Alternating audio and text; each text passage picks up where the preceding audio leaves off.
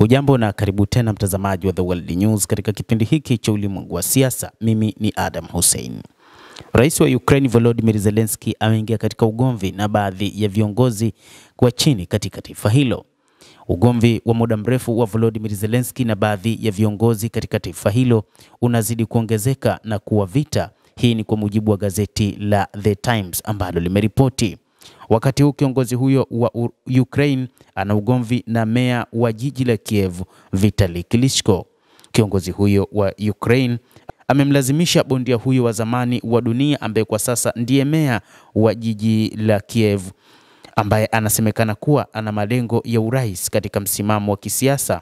Hii ni kwa mujibu wa gazeti hilo la kila siku la Uingereza ambalo limeandika siku ya Ijumaa. Zelensky anaripotiwa kunyakua mamlaka kutoka kwa serikali ya kiraia ya mji mkuu huo baada ya kuchukua udhibiti wa utawala wake wa kijeshi mbali na Klitschko katika miezi ya mwanzo ya mzozo. Ofisi ya kupambana na ufisadi ya Ukraine imekamata watu 7 kati ya wasaidizi wa Klitschko na wengine 3 chini ya uchunguzi, The Times imeandika.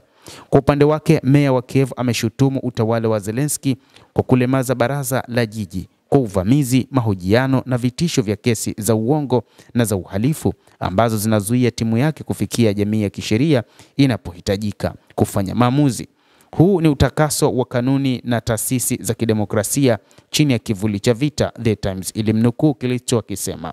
Nilisema wakati mmoja kwamba serikali inanuka ubabe katika nchi yetu, sasa inanuka, meya wa Kiev anasema.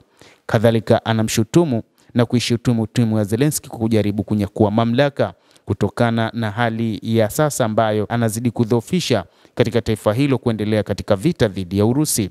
Mzozo huo ni wa kibinafsi kama vile wa kisiasa kulingana na gazeti hilo, lakini ni mzozo ambao unazidi kuwagusa watu wengine, hasa viongozi wengine wa chini.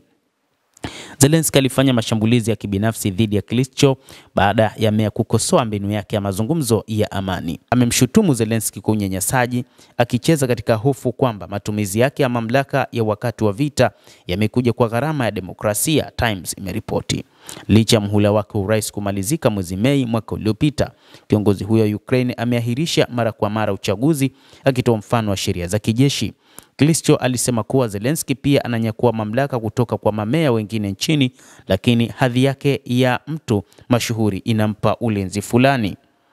Wakati bingwa wa ndondi amepuzilia mbali madai dhidi yake kama upakanaji matope, kukamatwa katika utawala wa Kiev ni dhihirisho halisi la ufisadi katika mji mkuu, Times iliandika ikitoa mfano wa wachambuzi ambao wanasema ufisadi unaoshamiri wa Kiev hauwezekani bila serikali ya jiji.